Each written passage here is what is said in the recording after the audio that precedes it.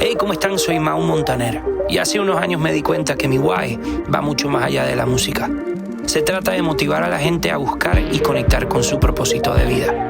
Porque estoy convencido de que entre más personas vivamos a través de él, mejor va a ser este mundo en el que vivimos. Por eso fundé The Why Project. La vida no se trata solo de sobrevivir. Cuando hacemos preguntas como qué, cuándo, cómo y dónde, cualquier respuesta estará vacía sin un porqué. Y cualquier cosa que hagamos será un oficio inútil y vacío si no está acompañado de un propósito, de un why.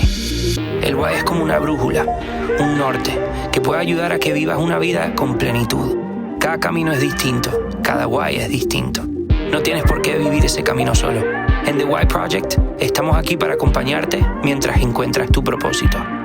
En este podcast tendremos conversaciones con propósito para llenarnos de herramientas, aprender juntos y construir comunidad. Esto es The Why Project. En este episodio hablamos sobre lo difícil que puede ser enfrentar ciertos desafíos. A veces creemos que tenemos que resolver todo por nuestra cuenta, pero pedir ayuda es una de las decisiones más valientes que podemos tomar.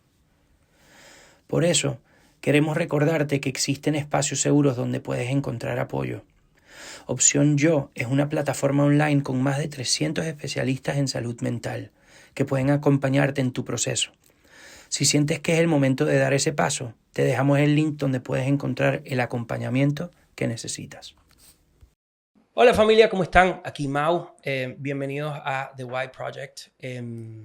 Estoy muy emocionado porque, bueno, ustedes me conocen, yo siempre estoy emocionado.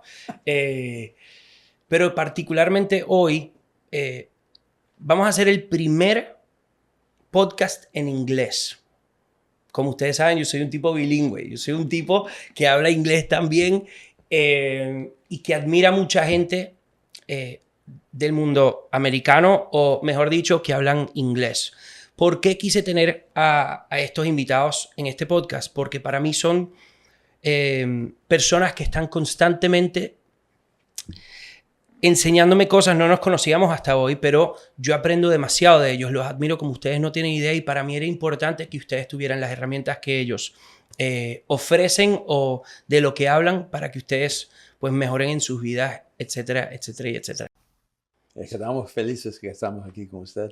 Yo sé que tú hablas español. Sí, yo entiendo todo, hermano. I'm just going to take a second and apologize to all of the Latin American audience. Because two things. You asked me a question behind the scenes that we kind of filmed, so maybe we can cut to it. But you asked, like, what is a dream of mine? And I have a new dream. I hope that I can come back and do this podcast in Spanish someday. I think you're going to do it. I'm convinced. It is a part of, like, something that is on my heart and on my mind. So if you're listening and you're like, why is, like, the white boy not speaking in Spanish, it's because it's my fault, not yours.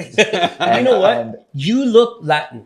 I appreciate that. You look like you could be from Buenos Aires, Argentina. He does, doesn't he? He looks very Argentine. Yes, like if you suddenly told me right now, no, I was born in Buenos Aires, I would have believed you. I swear. I appreciate that. No, it means a lot. I think because we grew up in such a unique way that like identity was always a thing. So not knowing that you like, or when you know and you go, I don't know if I look like my Latin friends in LA, right?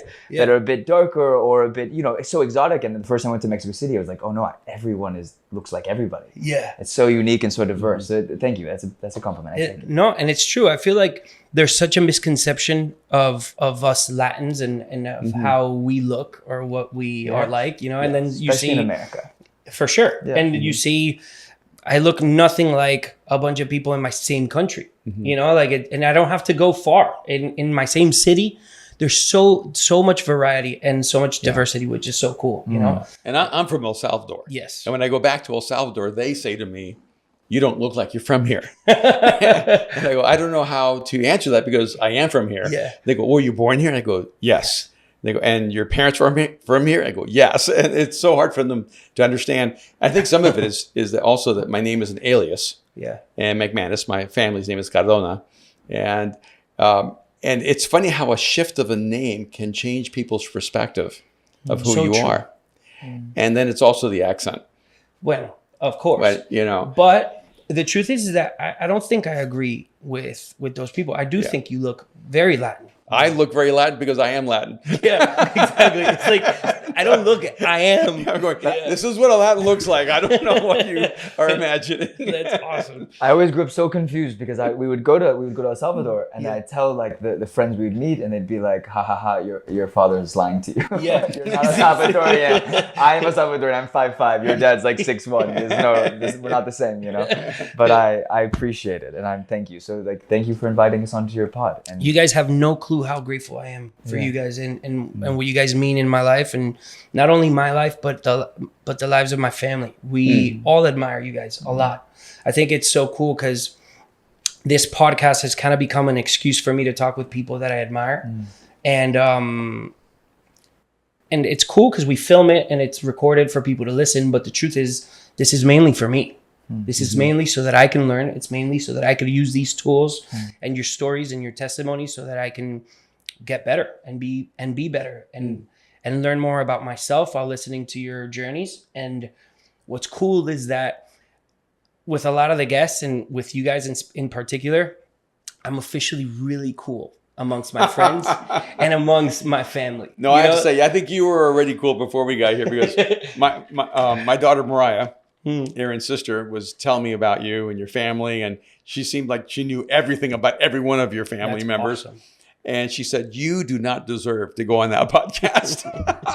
You are not worthy of it. So we got a whole lecture of like, because they were trying, some of our dear friends are Puerto Ricans, Carlos and Zoti, and Carlos Pimentel? Pimentel, Very cool guy. and he Very loves good you friend. guys, and so he's explaining, and then his wife chimes in, and he's like, but then you're I think he was explaining the family tree. Yeah. And then It's a whole now we're just so confused because everyone does something cool. Yeah.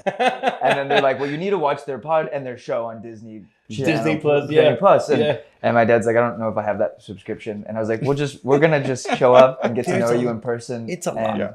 It's a lot. You don't have to watch the show. You don't have to. You guys just gotta come.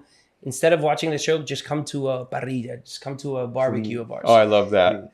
I promise you, you will fall in love with my family. But also, I can already tell that. that's awesome. I feel really a heart resonance with you already. And I was just thinking you have to also have Mariah and Jake. Oh, I love that. They're I hilarious. love that so much. I've met Mariah. I have met her before. Probably, I think it was at VU at a conference. Yeah. Very close with Rich and with the whole gang at VU. And so I think it was at a conference that I met Mariah, and she was obviously the sweetest. And it's funny because my music is very much listened to in Latin America. And so I really love when I have guests that don't necessarily know who I am or know of my music or whatever, because it allows me to kind of just speak from human, type of connection. Right. I feel like a lot of times when people come here and they've listened to my music or they have some type of appreciation for what I do, and my brother does, at first it starts a little awkward, and so the cool thing is that now it's the other way around. Now I'm the one that's nervous, and I'm here.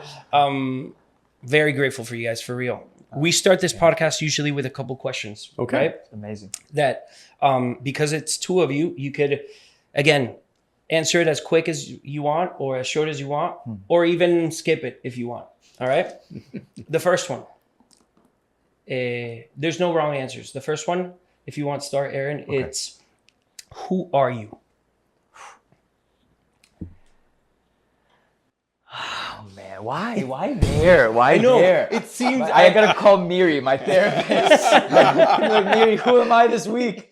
I had a funny moment, and I was re-meeting. I bumped into someone, and they said, "You don't remember meeting me?" And I said, I sometimes don't remember who I am. Yeah. So how could I remember who you are? And it was like really funny, and we laughed, and maybe they were just being kind. And who am I? I think that's something that I'm discovering every day. Love it. I think the things that I try to build my life around is this journey of my family, this journey of my faith, the journey of friendship. And that's something I'm always in like an ebb and flow. I'm up and down, I think I fail all three of those spaces pretty consistently. But I would say that if I'm anything, I'm curious. Love that. The thing that I just love in life is I just want to be curious. I want to ask questions. So That's a great answer, bro. thank you. It's like that you started this whole like, wow, why this question? But you just gave a beautiful answer. I love that so much. And also, if I can just ask one favor, is that someone really cool, like maybe your dad overdubs my voice on the podcast. That would be, I'll have my dad do it, or like someone like Antonio Banderas, you know, like doing Erwin too, you know. Yeah, amazing. There was there was a time where my dad had the beard grown out with the hair exactly like you have it. And I would always mess around that you guys looked the same. Oh, that's amazing. I'll show you pictures later. He did look a lot. I'll take that as a compliment. Yes, he's a great looking man. So, but how about you? Who are you? You know, it's funny when you ask the question, "Who are you?" My mind went in two directions really fast, forward and backwards. When I was 10 years old, I ended up in a psychiatric chair and in and out of a hospital for 6 months. For a lot of, psychological trauma. And I was living in an imaginary inner world, and even to the point where I convinced myself I was from another planet and that they had placed me here as an experiment to see if we could integrate with humans. And I would run away and stand in fields and say, take me back. I don't belong here. I think who we are is one of the fundamental questions that we are all haunted by all of our life. And somewhere along the way, I decided that asking the question, who am I, was like trying to peel an onion where you never found anything. Wow. And that I made a shift from asking the question, who am I, to who am I becoming? Because I don't know if I can understand who I am, but I do know who I'm becoming. I know who I choose to become, to be a person of honor. It's like you have control over that. Yeah. I can choose to become a person who's compassionate. I can choose to become a person who's noble. I can choose to become the best version of myself. And so I think in some odd way, I'm a personal social experiment of trying to discover what it means to be human. And if I can exemplify the best of humanity, maybe I can give other people a sense of they too can discover that. Awesome, man. Yeah. I love having you guys here, man. I just asked one question. I already feel like I'm learning, because we're sharing this on both platforms, can you answer that question as well? Sure, of course. Man, I'm always the one asking. So now you're putting me on the spot. I'm just hitting Uno reverse on every single. Yeah. I think that I would say I'm someone who is consistently trying to. I'm someone that's consistently trying to figure out the best way that I can of loving people. I feel like the word love probably meant something different to me when I was younger than it does today. And I think I'm someone who's trying to figure that out on the daily, and figuring that out for myself, I feel like it's the way that I have it's my way of best loving people, of learning what love means for me. So I would say I'm someone who is constantly trying to figure out the best way of loving others and loving myself. I love that. Yeah. So good. Man, I had not answered that question. Like I had done it privately, I guess, when I started this whole thing, but thank you for that. That's awesome. Something that stood out to me that you were saying is that you were in the psychiatric chair and that they kept on kind of asking these questions. And I totally picture this kid not having the answers, obviously, to any of these questions or to these thoughts that these adults were kind of having about you.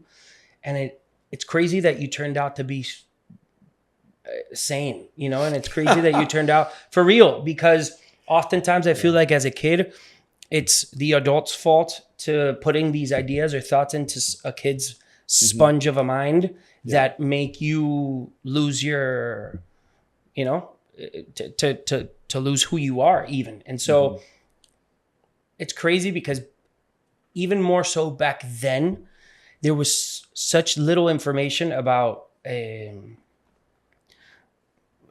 about mental health, about anything, that I feel like that could have really done a huge, it probably did, and you probably worked through all of that, but there wasn't a lot of information on being neurodivergent. yeah. Everyone was being measured by average. Right. And so it wasn't even about healthy or unhealthy. It was really about average. And if you left the standard of average, then you were unhealthy. And I think there was a lot. In fact, I am convinced there's genius inside of every human being. And so much of the journey of childhood is to try to diminish that genius so that we can actually conform to the average. It's easier to deal with people if they're predictable. It's harder to deal with people. Kind of lane. But when you allow people to be their unique selves, they're less predictable, but they sure are more beautiful. I love that. Yeah. That's true. What do you guys love? So many things. New people, each other. Yeah. We're annoyingly, I think, obsessed with hanging out. So much so that we like realize we've got to chill a little bit. We have to like, okay, it's time to take a break. I love it so much. But I think we love the journey. We love the story. We love like the little moments in life. We there's a story we always go back to of when we had this beautiful trip when I was younger where we went to Italy. Okay. We were on the Cinque Terre, like the side of this, this cliffside. You pronounced that great. Thank you. We're making progress. Yeah. And then Although that's Italian. That's but still, these sound the same. And he sees this flower growing outside, like growing out of this mountain, this cliffside. And me and my mom and a couple of our friends had walked past it before he had. And my mom goes, "Just wait. Erwin's gonna see this flower. It's gonna make us all stop and go back. It's gonna be so annoying." And she's just very comical and sarcastic. And he comes by and he's like, "Guys, there's a flower growing out of the side of the mountain." And he starts creating this beautiful moment. And I think we laugh about that because like that's kind of the metaphor for our life. Like we want to keep seeing those flowers that are the moments that it feels like desolate and empty, and we just want to keep identifying those things in our lives. Couldn't agree or couldn't be in a better. I'm in the exact same moment in my life right now where I try to find beauty in the things that normally I wouldn't have noticed, and things like, it's also one of my prayers constantly is like, God, please allow me to see the things that you have for me rather than the ones that I want to see and that what I'm looking for, I feel like my mind is so small compared to what he has in store for me that a lot of times I have a difficulty in seeing the beauty of the blessings that he has for me because I'm so focused and I'm so anxious about the things that I want or that I'm dreaming of. And because I haven't gotten there, I don't see the road and what I'm living. But I love that. I love that so much. How about you? What do you love?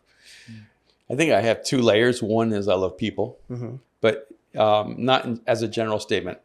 Because when, it's easier to say you love people, right? And I think people can be so unexpected. Like the moment you said, "Oh, you would love my family, come to barbecue," something literally in my soul felt warm. That's awesome. Because I thought, I think we can be best friends. Like I think your family and our family would love each other. And there's just something wonderful about when you travel the world and you meet people that you feel like you've known all your life. And so there's a beauty there. But on the other level, I think I love the unexpected. Like I love the light that comes out of mystery and uncertainty.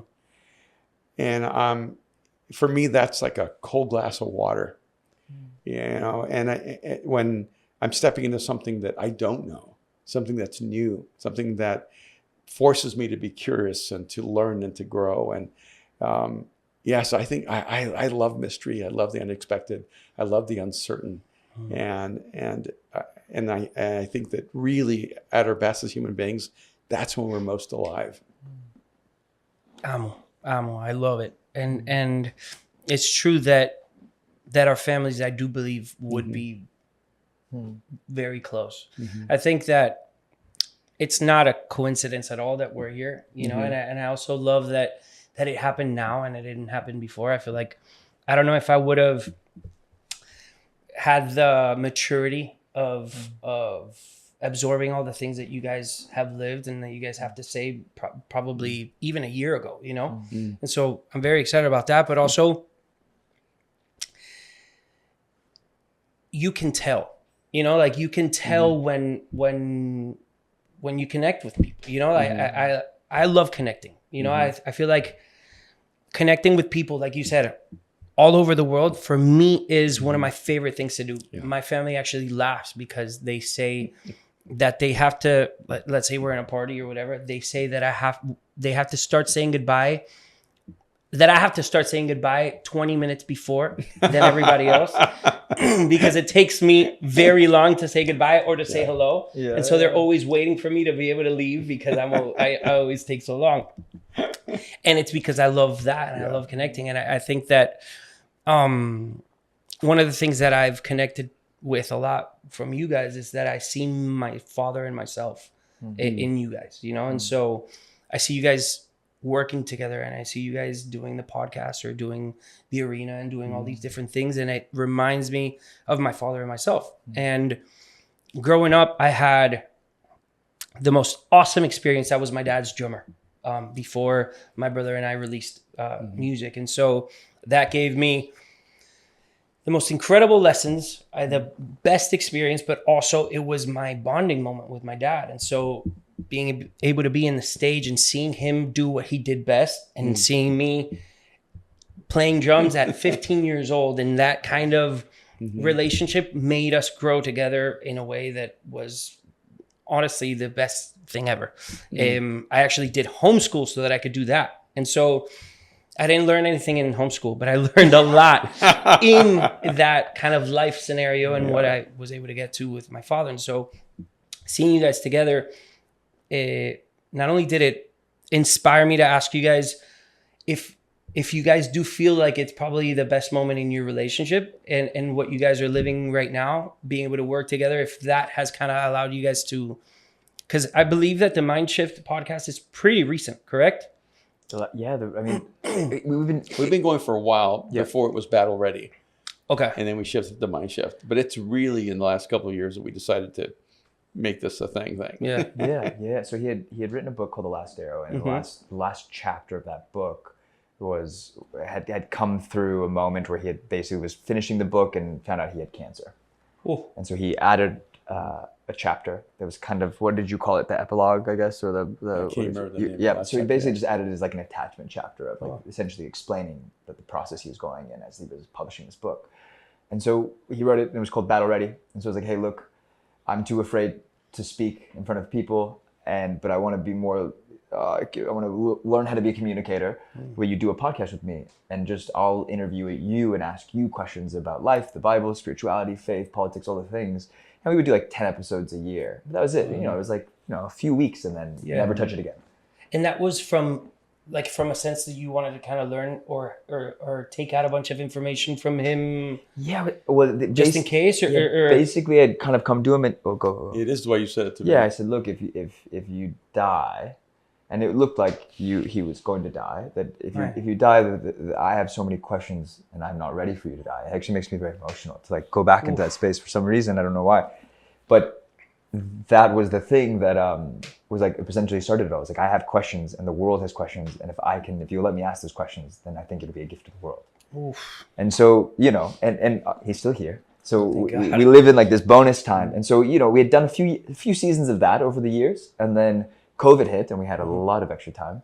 And so I was like, why don't we make this more of like a weekly thing? And then maybe 2 years ago, we started Mind Shift. And that was this kind of idea that we can shift the mind, and there's these new realities and new concepts that we're constantly kind of diving into. And then it became this free-for-all of everything, of all collective thought and politics and things changed, like in terms of the content inside of the podcast. Like you guys weren't... It did. Yeah. One of the big changes is when we started it was Aaron asking me questions, and it was really more almost like a student-teacher relationship. But really, when we shifted to Mind Shift, it was, I think, in some ways, his realization, even though he wouldn't say it like this, that it was a different podcast because now he was my partner, not just my son. Yeah. He wasn't just someone learning from me. He was someone who had something to teach to the world. And so I think it shifted, you know, from Batman and Robin to Batman and Superman. I love that. I think I'm still Alfred. I feel the same. Yeah. Like But I think it's a gift. it's beautiful. I think it also, we're very lucky that we have parents that are, we have dads that are mind-blowingly awesome dads, but also very loved by people, you know? Yeah. That's why I also connect a lot with you, because I feel like we live in very similar but very different worlds, you know, and we probably go through a lot of the same things. Like, for example, comparison is a big thing, I'm sure, for you, like it was, and it still is for me. And people think that I navigate it in a more resentful way than I actually do, because it's typical that people say, oh, I'm sure it's very hard to be in the shadow of your father and whatever. And there's difficult things. Like, for example, finding my identity was difficult because I had such a powerful one in someone that I admire so much, and an identity that I love, you know? So that was hard for me, but it's also awesome because I get to have a dad that is, everywhere that I go, people speak wonders about my dad. And that feels beautiful, you know? Like, it'd be a whole different thing if my dad wasn't loved, because it could, my dad could be very famous, but be disliked too, you know? And I know that it's the same for you. And so that when I saw that you guys were doing the podcast, I connected a lot because I felt, wow, that's me and my father there, you know? And I love the opportunity that you have being able to speak to your dad from a place of, yes, a son, but now, like you were saying, as a partner, and seeing how your father also learns from you, and seeing me in that is crazy, because I see my dad and how open he is to learning from me, which has always mind blown me, because I don't, it's a concept that I don't know if my mind kind of grasps, because I feel like there's nothing my dad could learn, because my dad is, you know, so up there. Yet he is so vocal about how much he does learn from me that it's beautiful and it's cool. It's amazing. And so I wanted to ask you, really, in this whole process, what do you think has been the coolest part for you in that transition? You know, like in the, I'm a son, and then now I'm officially a co-founder, co-host, everything. And if there has been challenges for you emotionally, mentally, or spiritually to kind of, with insecurities and stuff like that, because I know it's happened to me a bunch. Yeah. I mean, There's a lot there. Sorry. No. I loved it. I feel like we could do this all day. There's a few things. I think things I would touch on. I mean, one, whether we like it or not, when people ask, like, was it hard? I'm like, yeah, it was hard, but not for the reasons that they would think. Yeah. Right? Because I'm like, oh, as cheesy as this is, the way I summed it up was, I'm not in his shadow. His success and his likability, his kindness, his generosity, his reputation created shade. So now it's my choice. Do I live in that in a safe place, or do I step out and go, okay, can I get a little burned? Yeah. Can I take some risks? Can I have conflict? Can I fail? Can I get back up? How do I chisel away at the man that I will become in that process? But I think a huge part is, like, he says co, and I'm like, no. and so I appreciate, because I'm like, man, he's someone who's so generous with the ability to even be a co inside of that relationship. And so I'm sure you had those moments playing drums. Like, that has to be so cool, because the drummer is like the foundation of the way that music is played. And then your dad brings, like, the life to the song, right? So for me, it was, I get to, like, really build the foundation of the way that we market him, or the way that we build the businesses. And I use this, I say, like, all I am is the guy in the cave that just chisels away at him. Because you wouldn't do it. I feel like so many of these things you keep secret. Like, you're like a genius inside, and I'm just in there just... I love that. And so that's, for me, the gift is we get to do this, and I hope someday I'll do this with my son. And then I hope that I'll maybe have the wisdom to know whether he wants to do with me or not. I think that was the beauty. It was like, he was never like, you have to do this. It was, if you like to be here, then let's keep doing this together. Let's keep, what are you interested in? How do we keep driving towards that? And was that not only in this time of your life, but was that how it was always between you guys? That whether, more than forcing things because obviously you guys are in a space of spirituality, for example, and that's such a common factor in like pastors and their sons and whatever, which is this sense of, it's almost like the sense that it's forced upon, you know, that you have to be in church, you have to be, and something tells me with what I know about you, that there's very little of that happening. But how did you feel growing up with that? Like, what? Because I don't have pastors.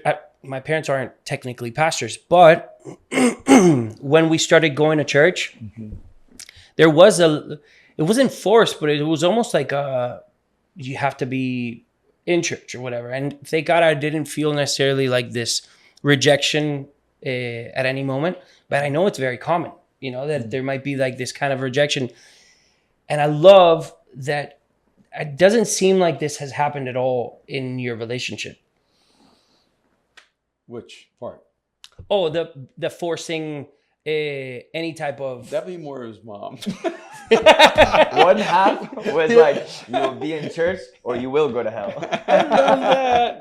That's so But I good. do want to go back just a minute because Aaron made the statement that he wants to do this with his son. So which is the camera I should look at? This one. So Aaron's not married. And he wants to have a son one day, which means if you're listening. I'm feeling a little bit of pressure there. So much pressure. He actually hasn't done this in about 8 years. So I think he's just like settled, was unsure, Well, you know. we're talking about going to Colombia and, you know, some of those beautiful women in the world are in Latin America. Venezuela. You know, so I just thought I'd just throw that into the podcast. I let me add this. I think It's a we're gonna fantastic plug. I love that. We're gonna talk about this later. And no, I think the hardest part the hardest part about doing this was really I think what I've become more aware of lately is that how gracious he's been in my life.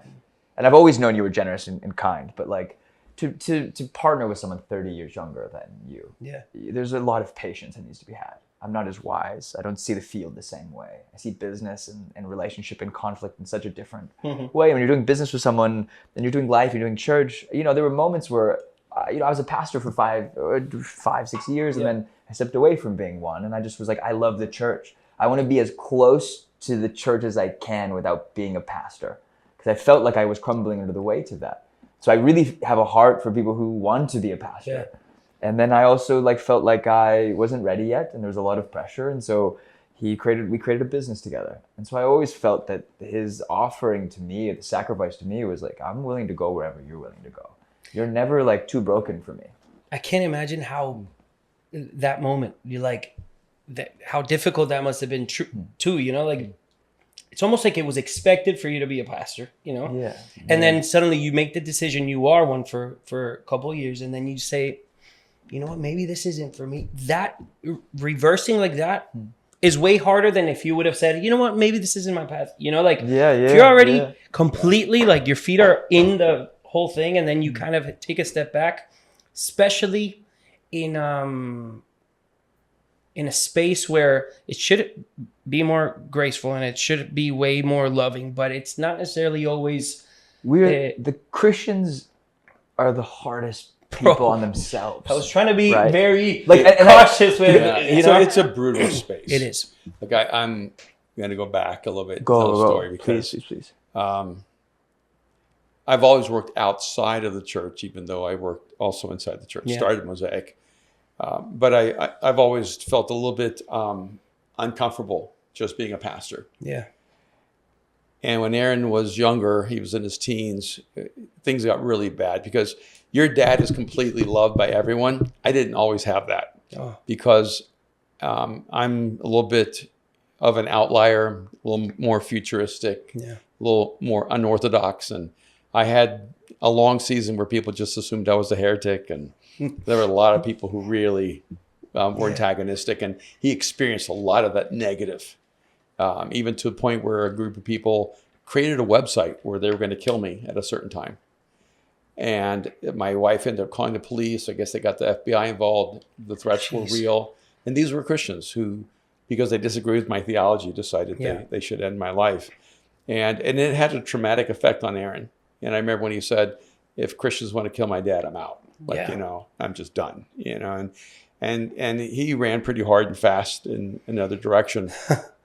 As I would have, for sure. Yeah. And at that time, I was one of the top like Christian writers in the United States and maybe even in the world. I mean, my books were in like 12 to 15 languages, and I was speaking to millions of people around the world. And I disappeared. I called my agent who carried my books, and I called the publisher, and I said, I'm done. I'm not going to write any more books, no more Christian books. And they thought I was negotiating for a different deal. And my agent actually thought I was leaving for another agency. And when I stopped writing for 6 years, that's only when they believed I really meant it. And I went stealth. I kept Mosaic, went into other spaces, and I did it because I didn't want my kids to have to live under that brutal weight of whatever fame I had in that Christian space. It was probably 5-6 years later, and I asked Aaron, what do you want to do? And he said, I would love to do fashion. I love to do film. So I started a fashion company and a film company, just by coincidence. And I had him come. You're my dad, bro. You're exactly like my father. It's insane. That's awesome. We did that for a few years, and I thought I would never go back into the public Christian space until he sent me a text from New York. He was living in our apartment in New York, or no longer in our apartment. We lost our apartment. We lost a lot of things.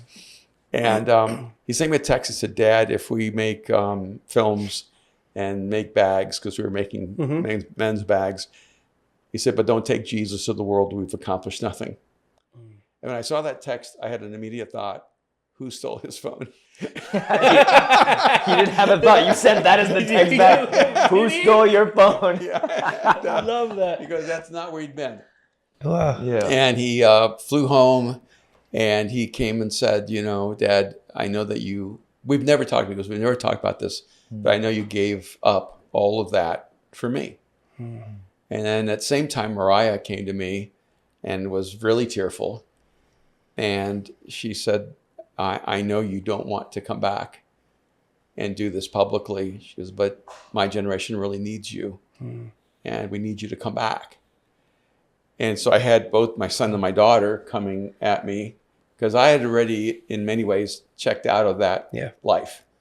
I love Jesus, but I just was done with Christianity as a celebrity space, as a public space. It just it nauseated me.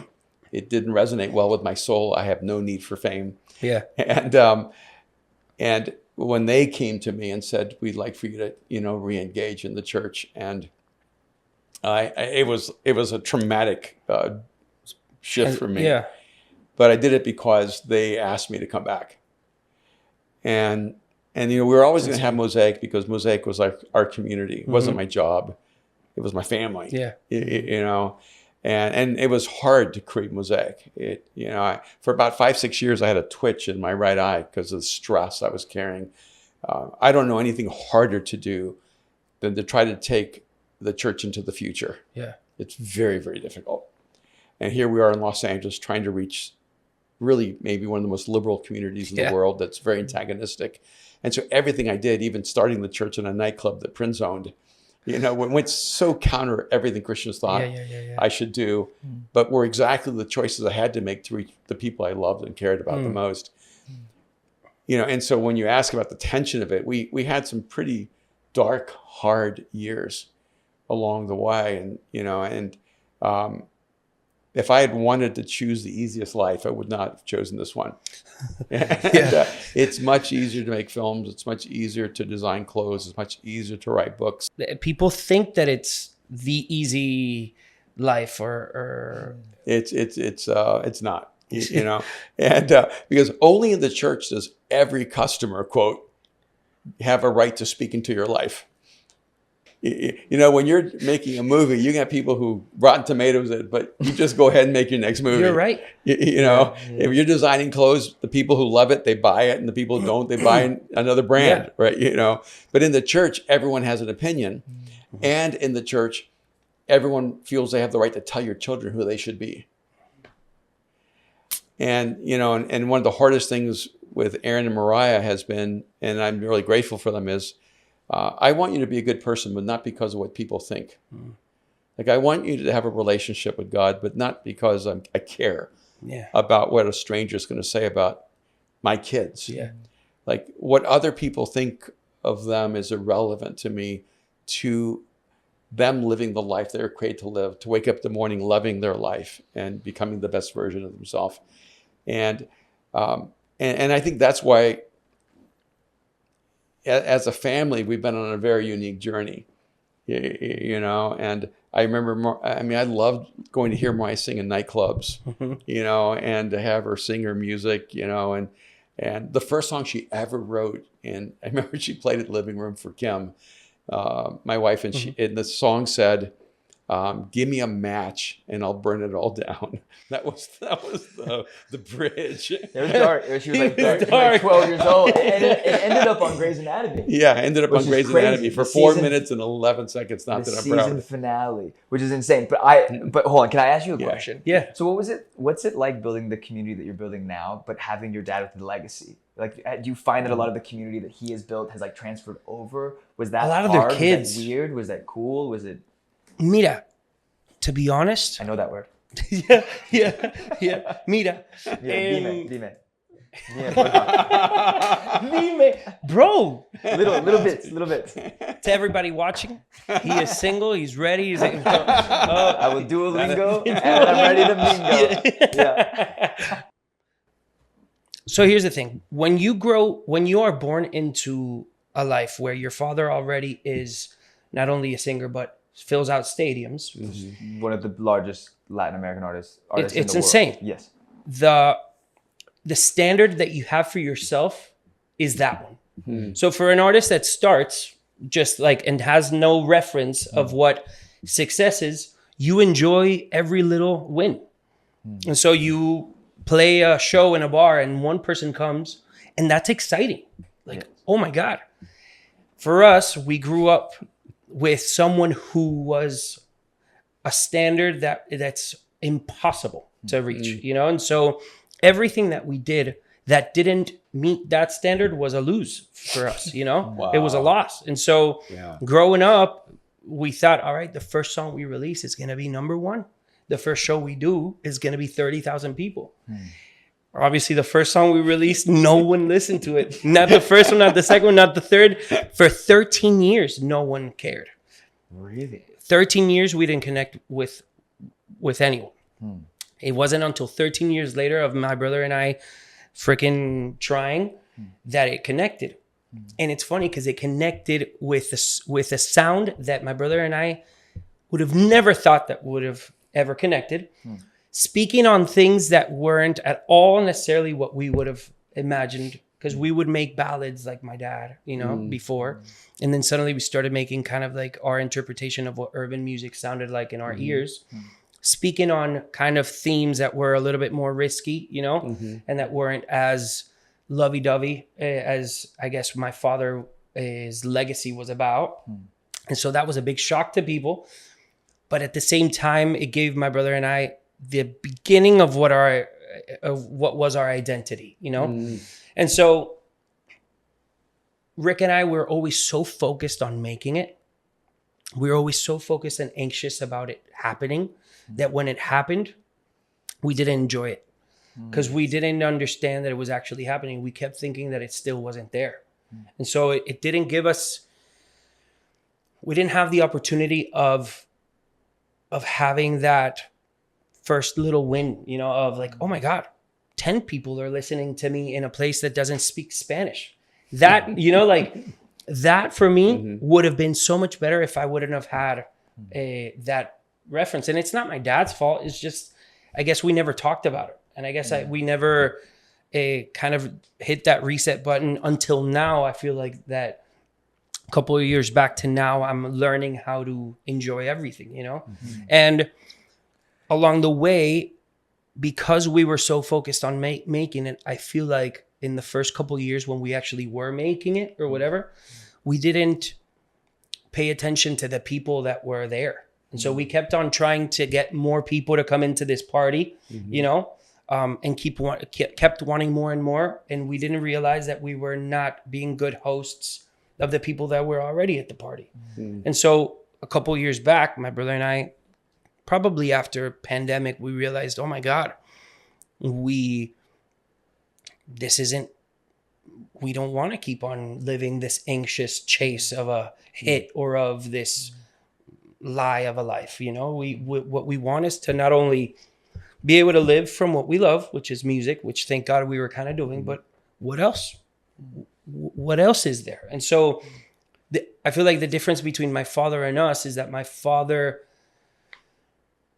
came from nothing, so appreciated everything growing up, every little win. But I don't think he understood up until now the importance of the amount of people he influences, you know?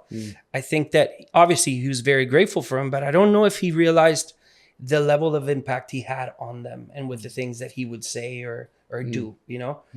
And I love that right now my brother and I are in a season where we are so conscious of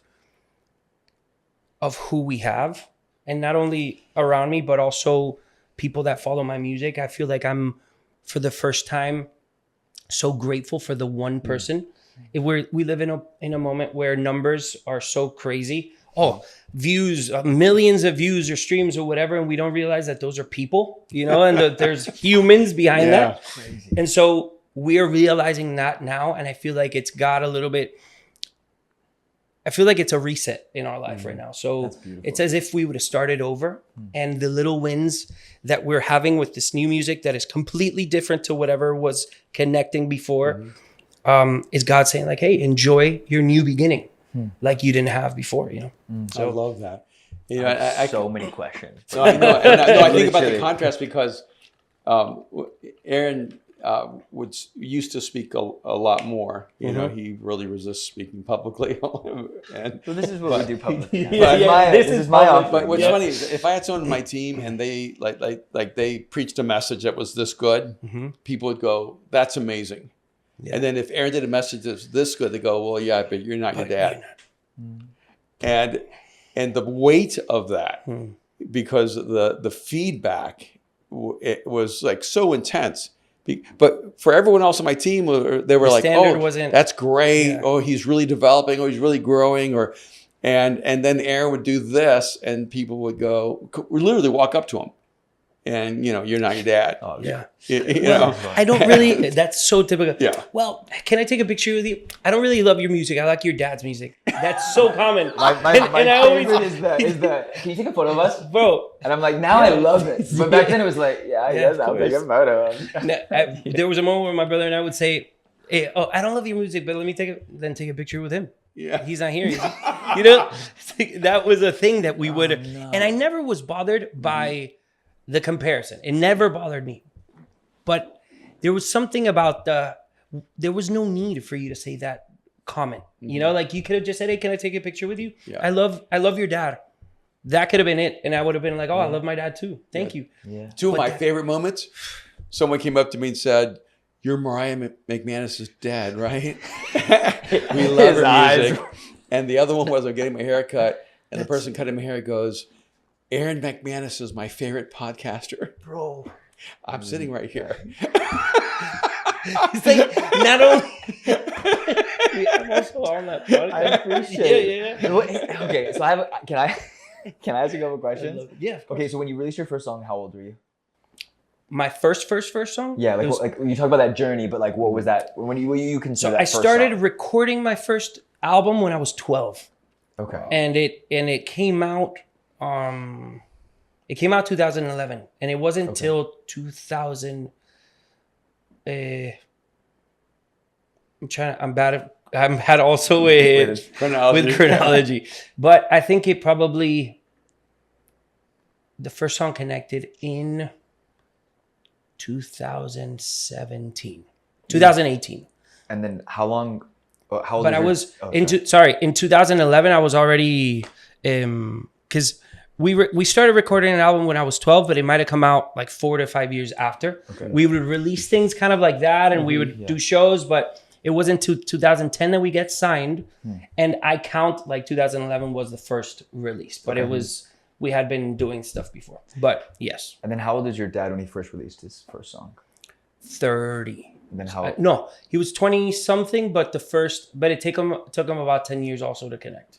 So you had similar journeys. Yeah. Yeah. It's because it's unique to me as like another son to go like you still had to go through that refinement process of like figuring out who your voice For would sure. be. And if you hadn't done that, you would have maybe just not actually achieved or maybe gotten to the sound that you needed to get to. 100%. And I actually think that because we did that kind of discovery in the public eye, it was also a little bit negative for us because it was like everybody just does it privately and you find your identity in private. And then when you come out, you are a lot more clear on who you are and people connect with genuine, clear message. How were the reviews? Like, how did you manage with reviews? Mostly positive? Were they encouraging? Were you not even getting reviewed? Like, what was that? Well, at first, no one reviewed. No, at first, no one even cared, you know? But my brother and I, because we have each other, that has always been the best part of this whole thing. Because we were able to always either laugh together about those bad reviews or cry together because of those bad reviews. But also in the moments where we're doing really cool stuff, we share it together, you know? And I do believe that I'm way more fortunate than the artists that do it by themselves because I get to, it's not the same to share it, with my team, we did this, as to be with the person right next to you and saying like, yo, look at these people that came to see you. They bought tickets to see us. And it's, you know, the team obviously is a big part of it, but just being able to look at my brother and my best friend essentially and say, dude, I can't believe I get to do what I love and do it with my best friend and crack up every single day doing this. That is the biggest and coolest part of the whole thing.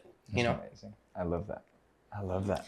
You know, you guys, I feel like right now I'm in a season of my life where I am trying to be very good at balancing, you know, and very good at, I guess, time management, but also creatively. I feel like I'm trying to decide or figure out how to prioritize and etc. And I see you guys doing so many different things in so many different spaces that I admire your ability to kind of dedicate or prioritize all of them without them kind of cannibalizing each other and etc. Like you were, for example, let's talk about being leaders in a community like Mosaic. That's already something that is a full-time job, you know? Then you also have this podcast, which is also a full-time job. And then you have the arena, and then you have also the writing of the books and everything. How do you do it? You know, like how do you dedicate, and also how do you not let your family time kind of be desatendido, or like, how do you say that? Like saturated. Yeah, no, desatendido is like, how do you not? It's unattended. Unattended. Yeah. How do you not unattended? You know, I think, first of all, time management is not nearly as important as energy management. Wow. And I remember when Mariah was maybe 3 years old, 4 years old, I came home from work. I was sitting on the sofa, and she came over and she started opening up my eyelids and saying, "You don't have to close your eyes, Daddy. You don't have to close your eyes, Daddy." And in that moment, I realized I have zero energy when I'm home. Yeah. Because I'm exhausted. Yeah, for sure. And so I had to create even like a transitional thing. I realized if I can stop like at a park and sit there for 30 minutes, catch my breath, when I get home, I'll actually have an intense amount of energy. And so I'm getting home just a little bit later, but actually bringing 100% of me there. Yeah. And so I had to begin to learn how to manage my energy better. And also, I'm a person who likes to do a lot of things, you know, and I can tell. And so I have what has been described as hyperfocus. Oh, okay. And I'm, if you're behind me, I don't see you. You know, I'm hyper-focused on whatever I need to get done right now. And so when I'm writing a book, I write fast. Okay. I mean, lightning fast. If I'm working on a project, it doesn't exist until it completely exists. Yeah. So in that moment, whatever I'm looking at, it gets 100% of my attention. It's almost as if I don't have another job or nothing else in the world exists but that. And then when I'm done, I'm able to go play basketball or I'm able to go to a movie. Like the moment I'm out, I'm out. But you also have a bunch of other things happening at the same time. So if Yes. you're hyper-focused, how do you manage to not let the other ones... One, great people, Love that. realizing that you cannot do everything. Every day you go to bed, you leave something undone. Yeah. And so you really do need to know what are the things. The most effective people are only doing 2 or 3 things max a day. They think they're doing 500, but they're only really doing 2 or 3. And I tried to teach my team, if you can get 2 or 3 things done in one day, and don't even have a list that's more than 2, get those 2 things done, and then add 2. And if you have a list of 10, you're not going to get any of it done. True. If you have a list of 5, you're still no more than 3. And then focus on getting those 2 things done. And once they're done, you can choose the next 2. Yeah. And so Aaron's really good because he realizes I'm kind of designed like this. I won't even think about something until he says, Dad, we need to do this. And he goes, I need you to commit to give this attention. Yeah. And I'll fight it because it's not in front of me yet. and it doesn't even have to be like something super important. I may just want to play right now. Yeah. Like I may just want to daydream right now or have fun or sit on the beach or whatever it may be. And you're disrupting that hyper focus in my life. So you have to almost like catch me in the moment where I'm ready to start calibrating the next thing, which is what we were even doing earlier today. I love it. And so when I look at the podcast today, I go, okay, we're going to do this. And then we're fully present. Yeah. While we're here, I'm not thinking about Mosaic. I'm not thinking about the arena. I'm not thinking about what book I need to write. We're just focusing on having a great experience with you. I love that.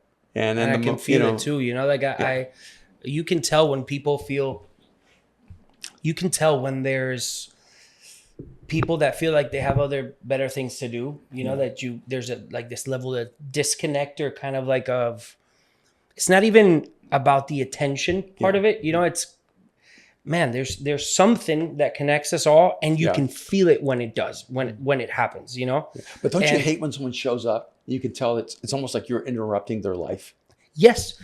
I mean, I have experienced that many, many times. Like, I'm so sorry I invited you to do this because I'm clearly in the way of the life you want to live. And it happens a lot in our, I'm sure in yours as well, but has it happened to you that you go, let's say in my case, you're in an award show, right? Yeah. And you're saying hello to an artist and they're trying to see if they found another someone more bigger artist. Exactly. To see that they can say hello to, and you're like, you lose that attention there. I don't like that at all. And there's actually this artist that I loved, He's the singer in a band called Bleachers and Jack Antonoff. Yeah. And he was speaking in a podcast about the importance of not losing with the audience that connection. Yeah. And that in the moment that you do that, it's the moment where you lost them. And I'm trying to be very cautious and trying my hardest to not do that in my life.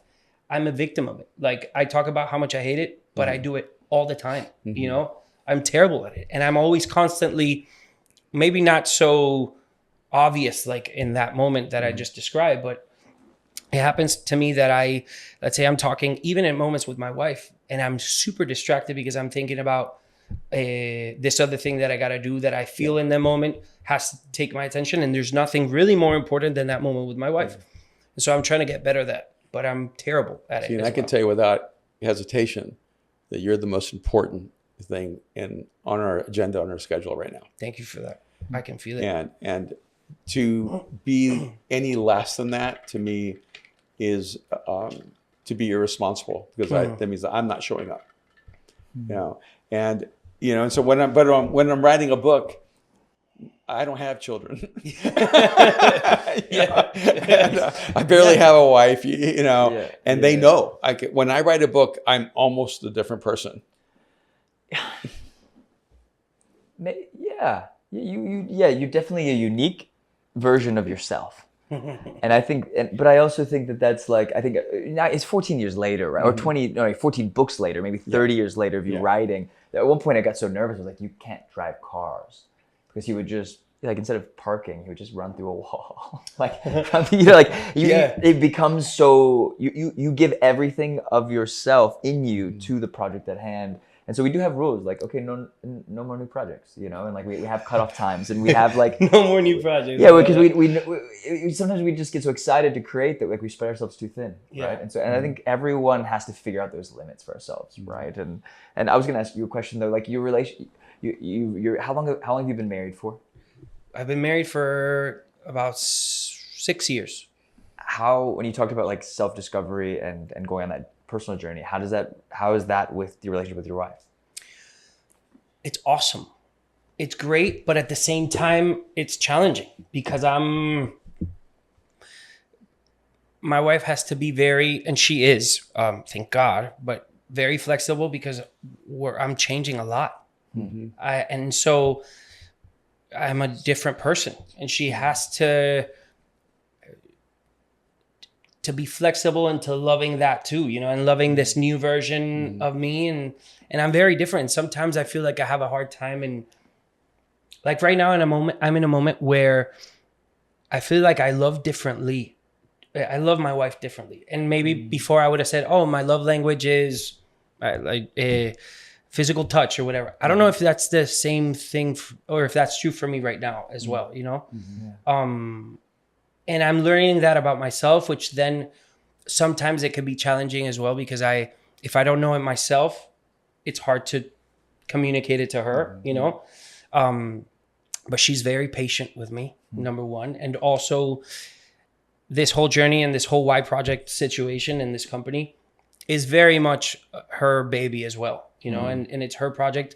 Obviously it started in my heart, but I love how God kind of put it in hers as well. And it's been very interesting to see how this concept or this idea that kind of was born in my heart can also resonate not only to my wife, but to people around me, And in my relationship with my wife, we've been married for 6 years, but we've been together since 2012. Oh, so you're on a journey. Been a while, Okay, and so when we started, we were kids. Yeah. She's 3 years older than me, and I was a kid. And so doing the reset of maturity, and learning how to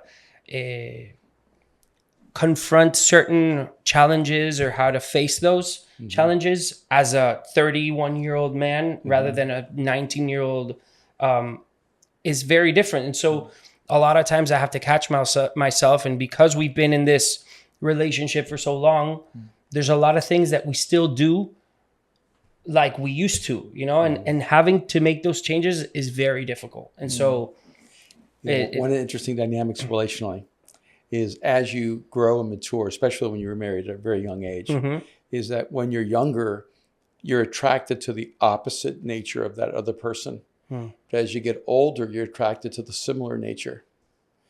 And so what happens is that the very things that attracted you when you're younger become what irritates you as you get older.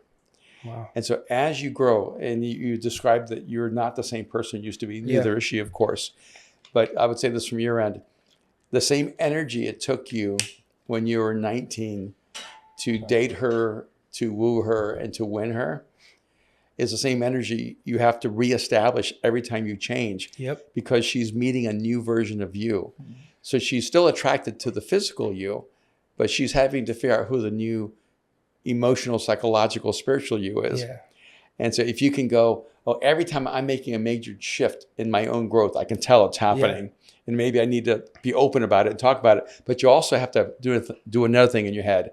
I need to romance her to fall in love with this new version of me. I love that so much. Because she was in love with the old version of me. And now I need her to break up with the old version of me and fall in love with the new version of me. I love that. I love that. And I'm going to do that. I am. And I hope that when she sees this, I might not even show her this so that I can say that it was my idea. I was like, babe, you need to break up with the past version of me. I'm going to say I made up that line. No, I'm kidding. Well, maybe you said it to me before we yeah, went on exactly. the podcast. I actually I'm just told quoting Erwin you. this. He's just quoting. No, but I agree. And to be honest, I think that leads me in a beautiful way to talk a little bit about your book and about communication and the frequencies. I took the assessment before we met, and whenever I do those assessments, it's always very interesting because you start either doubting things about yourself, questioning things about yourself, and also kind of it gives you that ability to learn from yourself a lot more. Yeah. Even in an assessment it was very simple to do, by the way. It was very well made. I love that. And I wanted to tell you guys that because it was very easy, straightforward, and it made me feel things, you know? And I loved that it was an assessment that had absolutely no negativity rooted in it, you know? A lot of times when you do those assessments, it's scary because you do feel like it's about to show something of yourself that you might not want to see, number one, or that you're afraid that people will find out about. And what I loved about it is that it gave me peace through the entire process while doing it, you know, which is very cool because, man, we live in a world right now where it's a lot easier to see the negative rather than the positive. So when I got my results and it told me what I was, I did resonate a lot with what it said, but it also made me feel really good about myself. For real. Like I felt like I love seeing that in myself, and I love being able to call myself those things. I think that you're a motivator, I'm a motivator, healer. I'm a healer and a seer. A seer. That is beautiful. You know, like I love being able to one day, if I'm asked again, who am I, being able to say I'm a motivator, I'm a healer, and I'm a seer. You know, I think that's why I always like to ask those questions in the beginning as well, because I feel like it allows not only ourselves and us in a conversation, but also the people to understand our hearts a little bit better, you know? And I loved it. I haven't read the book. It just came out, but I am gonna, because I feel like in the moment where I am right now in my life, I need this a lot. And I need to understand even more about myself so that I'm able to love other people and love my wife, love my son, and love my family. We need to make sure your wife takes the assessment. And then we can talk about how you guys can understand each other better and hear each other better. And by the way, having an experience like that with the assessment really is fulfilling to us. It took us 2 years to make a very simple assessment because it takes a long time to create something that's simple and elegant and positive. You guys killed it. You guys did great. Aaron worked with the team for a long time. And sometimes I wondered if we were ever going to get it done. Same. It was that album we could never finish. Yeah. But you know, it's interesting because it's this, I feel, and correct me if I'm wrong, though it makes sense considering that the whole faith journey is very much about human connection and about this kind of horizontal connection that God is kind of showing us vertically how it should be, that it should be the same, but horizontally. But it was when I saw it and when I got the assessment, I was like, this is very different to what I would have imagined you guys were kind of going to go towards, you know? And I think that I wanted to ask you why you did it. And I wanted to ask if there was purpose inside the decision-making of saying, you know what, right now I feel like we got to talk about this, or what was the decision-making around it? Yeah, I think there are two dominant voices in my life. One was my wife, Kim, who has for at least 30 years begged me to write on communication. And I always said no. And I just, I don't know why, but I was hesitant for multiple reasons. And then Aaron started coming at me for the last 5 years, you know, on writing something around communication. And it really began with our master class that we did called The Art of Communication. Love that. He came up with this idea. He said, look, Dad, just let me get a camera team. We'll film you talking about communication. Just teach everything you know about communication, and then we're going to create a product and we'll sell it. And I said, no one's going to buy that. You know, and he says, well, no one buys it. We just wasted a few hours. Yeah. But, you know, I think this is really needed. I think people are waiting for this. So I went ahead and just flippantly said, sure. And you can have 50% of all the profit of whatever you make. We said if it sells, what is it? If it sells more than 30, you can take half. Yeah. And I was like, okay. So it made $500,000 in like a month. No. No? Oh, I thought it did. It made more than that in a day. Okay. Made it doesn't matter. But numbers don't matter. But it did much better than 30. That is ridiculous. So it made a lot of money really fast that I was unaware. That could be, But we've never done things for money like that. I'm just so undriven by money. Just frankly, sometimes it drives them crazy. I love giving money away. I mean, I love giving money away. That's why it comes back. Yeah. Yeah. And the only reason I think I have a really motivation to make money is because I just love giving it away and investing in people. But when he made that much money quickly, first of all, I realized I gave him way too big of a percentage. I don't like giving it away like that. It's like, I didn't mean that when I said I like giving it away. So and that created a huge space for us where we realized there's a real need. People really want to understand how to communicate, how to connect to each other. And then we did this 10-week live Q&A. And the response was pretty extraordinary. That's how the arena was started. So then Aaron comes to me and he says, Dad, we need a 15-minute product that we can just give as a gift to the world around communication. And that was on Friday. And he goes, can you just think about it over the weekend? Yeah. And I had this whole process I teach on how to have epiphanies. And what happened that weekend was I just started reflecting and ruminating, and then I couldn't sleep Friday night. And by Saturday, I start seeing, and I'm very visual, so I start seeing frequencies. And the frequencies start like organizing themselves in my mind. And then Saturday night, I couldn't sleep. And I was awake 2 days in a row and started seeing more frequencies. And I just started writing things down really fast. And then by Sunday night, my wife woke up, I think at like 3 or 4 in the morning and saw me in cold sweats. And I still hadn't slept. Yeah. And she goes, what are you doing? She goes, I can't stop it. It's just like coming. Yeah. And I identified the 5 frequencies, which is the way I write books, how I design, is like I see it all in the universe first. Mm-hmm. And then I saw the 6th frequency because I saw the 5, but I couldn't identify mine. Wow. And I thought, why can't I don't think I actually fit in one of these. Yeah. And then I saw the 6th one and I realized, oh, this is me. But as I looked at it, I thought, there's still something missing because this isn't really me. Yeah. The last frequency I found, the 7th one, was the one that is me. But I couldn't see it because it was so close to me. So when I woke up, sorry? It's actually the one that's called the Maven. Love that. And so when I woke up on Monday morning, I took a shower. I went over to the office. Aaron had it all set up. So my side of this, right? I give him a little homework assignment, right? Yeah. Like I know he can create something. For this 15-minute thing. Like it was supposed to be in an email, like download this for free, and I drop Outlook's link, you know, and it comes back, and then I knew it was a problem because Saturday morning at 4 a.m, I wake up to a text on the team text.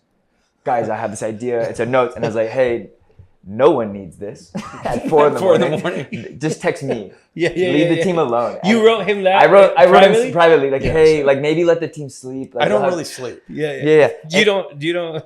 And so he started texting me, and then I just keep seeing this, like, you know, a shared note. Just keep repopulating. Like, this is the moment. My dad's lost his dang mind, and it's over. Now it's over, you know. Yeah. And then on Sunday, we connect, and I'm like, hey, I've been reading through this. This is amazing. How much content do you have? Yeah, I have 3 hours. Let's go.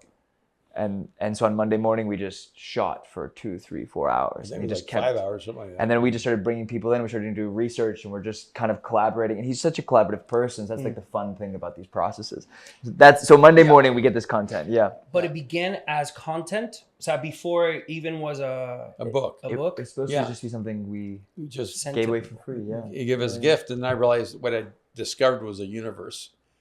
And then I started playing with it, and we did it in the arena. I said, hey, I did it with the team. I broke down our staff based on these frequencies, but I showed them a double triangled grid on how humans function. And we assessed everyone. It was very transformative. It was more than I could expect. And then I said, hey, let's pick a TV show, and I'll break down the characters. And everybody recommended either Friends or Succession. And Great. I didn't know Friends was still a thing, but Yeah. it is. It's huge. But I didn't really watch Friends, so I didn't know how to do that one. But I was interested in Succession. And I knew Very crazy, cool characters. yeah, in very this dark show, Yeah. but Do you it's watch? fascinating. I've watched like the first season. Is it? How many seasons are there? No one ever wants to admit they've seen it, but everybody's watched it. Yeah. So I went and great. rewatched the pilot, and I couldn't find a single one of the frequencies. And I almost had a panic attack going, it doesn't work. It's not real. Yeah. And so I went back and watched episode 2 and nothing. And then I heard this little voice in my head that said, check the shadows. Every one of these frequencies has a shadow frequency. And I had identified the 7 shadow frequencies, like the shadow of the motivators, the performer, the shadow of the challengers, the manipulator, the shadow of the commanders, the dictator, the shadow of the healers, the cipher, the shadow of the professors, the diminisher, the shadow of the seers, the perfectionist. Then the shadow of the maven is called a nihilist. And so then I went back, and all 7 major characters in Succession each carry an exact reflection of the shadow. But when I realized as I went through the whole, I don't know how many seasons of it, Like 4, 3, yeah. they never use a positive frequency. Every character uses the shadow frequency all the way through. And what really struck me is this is a generational thing. An entire generation is being taught how to communicate from their shadow, not from their light. And it's because it's easier to use a frequency as a performer than a motivator. For sure. Right? Because For when sure, you're a 1000%. performer, you're focusing on how people can love you. When you're a motivator, you're focused on how you love people. It just shifts, right? Do you want the audience to love you, or do you love your audience? When you're a challenger, you want to pull the best out of people. But when you're in your shadow, you're a manipulator. You want to take the best of people for yourself. And so each one of these, even the healer, when you're in the positive frequency, you focus on the wounds and brokenness of other people and creating a safe space for them. But when you're in your shadow, you're a cipher. You're using other people's emotional strength for your own healing and to deal with your own wounds. And so each one of these have a really dynamic relationship. And so when I first started putting the content together, I knew it was unique. And as I began developing, I think this is going to perhaps be the most significant thing I've ever written or created in my lifetime. I think it's going to change the way we talk about communication across the world. I love that so much. And it's crazy that I was able to perceive in the assessment, the positivity, and the way that it was, what I just said to you guys, I did feel that. And it's crazy because it does feel like you are creating a product and an entire universe based on light and based on that positivity rather than the easy, which is like you said, the performer, etc. Yeah, and it's helped us even. Well, I think it's really unique that you brought that up because we've been like discussing that, like just casually having a conversation. Like you said light, and we were talking about this like 2 weeks ago, and we're like, okay, so we have shadows, and we can tell kind of the type of personality. Like I'm a commander, challenger, seer. And I tend to live in that shadow a little bit more, dictator, manipulator, and I don't even get to seer. I just get to the first 2, telling everyone what to do, and then I'm manipulating it. But like trying to become more cognizant of my flaws.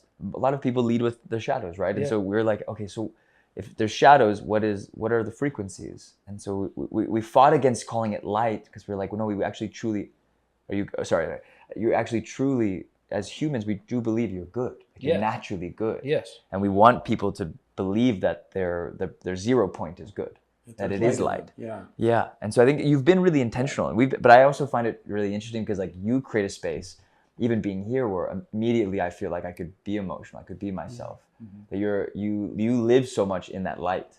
Like your base point is like positive.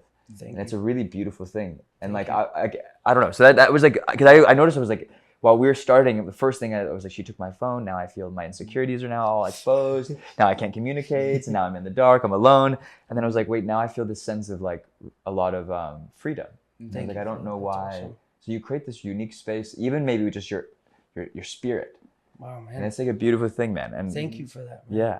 I appreciate you for saying that, because it is something that I'm intentional about. I think that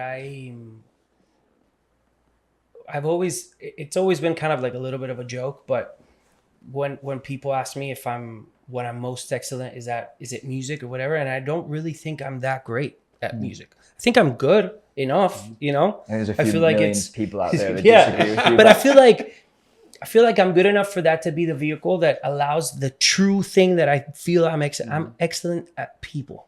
I really am, and I feel like I'm really great at connecting with people. Period. And I love being intentional at making sure that you guys feel loved, that you guys feel appreciated, and all from a sense of from a genuine place, not like I'm making up. I'm genuinely so grateful and in awe of the fact that I'm able to speak with you guys. It's the truth. For me, I would have never imagined that I would have been able to have a conversation with you guys like this.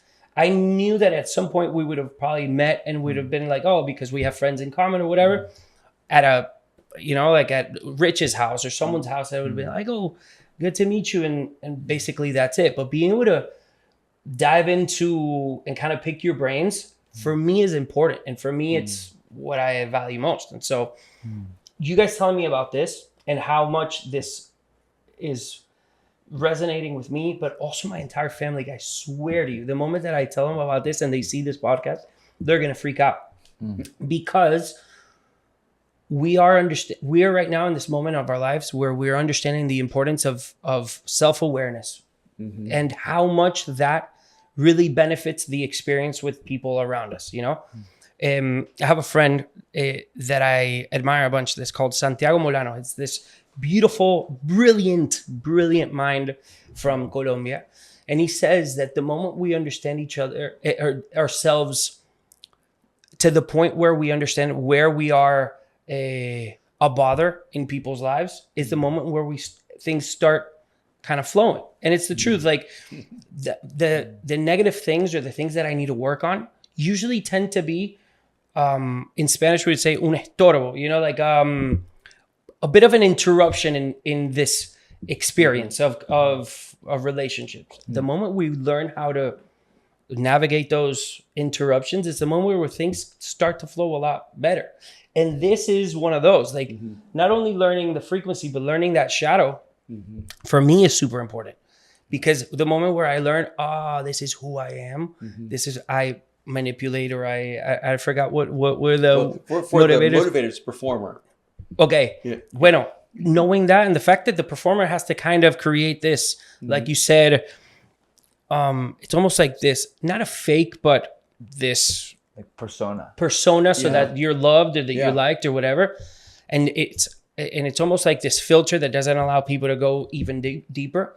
I am trying my hardest right now for people to know me, and the people that know me as an artist to say, oh, yes, he's an artist, he sings that, but look at this guy's way of viewing the world. That is something that I'm trying to do. So I'm very excited about that. And even as a motivator, one of the reasons motivators who accomplish so much, it can be incredibly famous, because motivators have that right frequency. And they feel so alone, because if they're using their performer, they feel that people love the performer, the persona of who they are, but no one knows them. So they feel incredibly lonely, even those 50,000 people cheering them on. That's crazy. Yeah. And when you guys were creating it, did you feel, because I know that you said right now that you're not at all motivated or driven by money or anything. Thank God it is something that will bring the most amount of money that you guys have seen. But what was that driving force? Like, what did you guys feel? Because obviously when you think about church, it's a little bit more obvious, because it's like, well, I'm doing this so that more people could get to know God and everything like that. But was there a why behind this project that you guys? I mean, my personal why is I'm 66. And I want to make sure I leave behind for the world things that will matter 100 years from now. And the things that can actually change the world even now. Yeah. And, so I just feel like this deep stewardship that whatever God has placed inside of me, I'm not supposed to die with it inside of me. I'm supposed to be able to give it to others. And so that's a part of what drives me. And frankly, I don't know if I would be as driven to pull these things out of me if I didn't have Aaron in my life. He just is constantly demanding out of me, Dad, the world needs from you what you have not given it yet. And I love that so and much. so I know my life has actually been elevated dramatically because of Aaron in my life. And the financial part, that's not small because No, for sure. we've been in LA for 35 years. A Mosaic owns no property. And a part of the reason, and if I die, Mosaic may not continue to exist because one of the things that holds a place together is like when they own property and things like that. And the reason we never have is because we're in one of the most liberal counties, cities in the world, and there just isn't the finances to do it. And it's just been so horrible to go to my friends, hey, do you want to help support this? Yeah. And we were like, let's just go make a lot of money so we can be the people who actually buy the building or finance this rather than always hoping someone else will do it. Yeah. It's just so much better to solve the problem yourself than to always hope someone else will solve it for you. And it truly, it is a movement that is very much, the church movement is hard, man. Like, and I have many friends that kind of are in that. You were saying it before, because it's all, though you want to be super spiritual about the whole idea of it. Yeah. It's very financially dependent. Yeah. And it's, it costs money to plug things in and to meet in places and for it to be excellent and for it to be, but it is such a contradicting kind of thought, and so people think a lot of times church, when they see that the church is super excellent, they're like, they start doubting it rather than applauding that excellence. Well, I can say without question, in Mosaic, our family have been the biggest givers to Mosaic. So when people try to act like, oh, pastors are pastors, for the money, I'm like, are you kidding? I walked away from millions and tens of millions if I chosen not to pastor. And we've had to pour so much in it just to create a church in LA. So it's the opposite for us. I mean, I know behind the scenes we had talked about, there's this old baseball movie, like the Field of Dreams, right? If you build, and they had this famous quote, if you build it, they will come. And we always just felt like we had this kind of maybe calling on our own lives of just going, no one's coming for you. You have to be the miracle in other people's lives. And so I felt like God had put this on my heart that I was like, look, I can speak and be an okay speaker. But I'm like obsessive compulsive, and I know that I can work maybe just a little bit harder than someone else, long enough to create enough wealth where we can be the miracle in other churches' lives. Like it's a core value of not our company, but of who we are, to help carry the burden for the church around the world, for anyone who's on a spiritual journey. Yeah. And a lot of my friends in LA are Jewish, right? Because I have this is such a beautiful Jewish community, right? I love that. And Israelis and all Persians, all kinds, and so there's always that like awkward moment where they're like, so how's the money in church? Like it is an awkward conversation. It is, right? It's like I think that God creates these moments of friction, or like I feel like we're at the precipice of a mountain of like the next great journey of our life. That the more we succeed, the more we can talk about God and talk about Jesus in these new rooms. So I'm like, I don't know how big the Y community is, but like I'm always just like, can we just give it to everyone in the Y community where they can just download the assessment and they can just take it, have fun, and maybe let's let Latin America break the seven frequencies assessment. But even more than that, I'm just like, we talked about this, Latinos, humans, we don't know how to have conflict. We don't. And so any way to increase that ability and equip each other to go, okay, if we can take this silly little assessment that takes 7 minutes, and then me and my girlfriend, my wife, my mom, my dad, my aunt and uncle, we can have these conversations. That's a part of it, right? Like we want 100%. People to dive deeper and go, okay, you're a healer, you're a motivator. I feel that. I'm with you, and I already feel this sense of hope and healing. So I'm like, oh, your community is a community of love and motivation and healing. the Y community is beautiful. I feel like I put the wristband on and I like got superpowers, you know? And so I just like, one, like, thank you. But two, I just think we talked about this off camera, the untapped market in the world, the most talented humans in the world are Latin Americans. We hide in these beautiful jungles and beaches and cities that are so undiscovered. And as Americans, I think I was so ignorant to that. And then now getting to tap into some of the most beautiful people in the world, like Latinos are, it's like the gold inside of these like mountains, right? I love that. I think the next season of the next 100 years are gonna be led by Latinos. I feel like it's so cool that you guys see it like that. And especially because you just said but you are Latino, bro. Yeah. So you are, it's in your blood, bro. You know, but I think what's cool about that is that there's something in the Latin culture that is filled with warmth and with love. And that's why the Latin music, for example, right now is so booming. It's because finally people gave it a shot and they felt something. They don't understand the lyric. They just know it made them feel warm and it made them feel happy or joyful. And so that's usually what happens when a Latin person walks into a room or into a party. There's this level, I don't know what it is. I don't know if it's because God said, well, these are the people that I'm going to give this warmth to. But it does happen. And I think more and more you're seeing people realize that. And all over, not only in the US, in general, in America, they're realizing, oh man, these people have this level of warmth and of love that is unlike a lot of other people. And so having these spaces and being able to, for example, in my case, speak to whoever is in your world or in your side, it's a beautiful platform because it's me opening up doors for a bunch of really talented, wise, and awesome people from my culture. You know, there's so many things that I wanted to talk about, and I feel like this is the first of many moments that we'll be able to talk.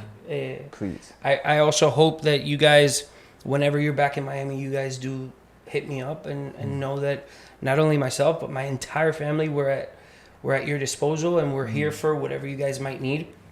If you do ever go to Venezuela or anywhere in Latin America within the next months, let me know. It'd be such a cool experience to be able to travel together and to just keep on connecting. I feel like I'm one of the most fortunate people because I do get to talk with people like you guys.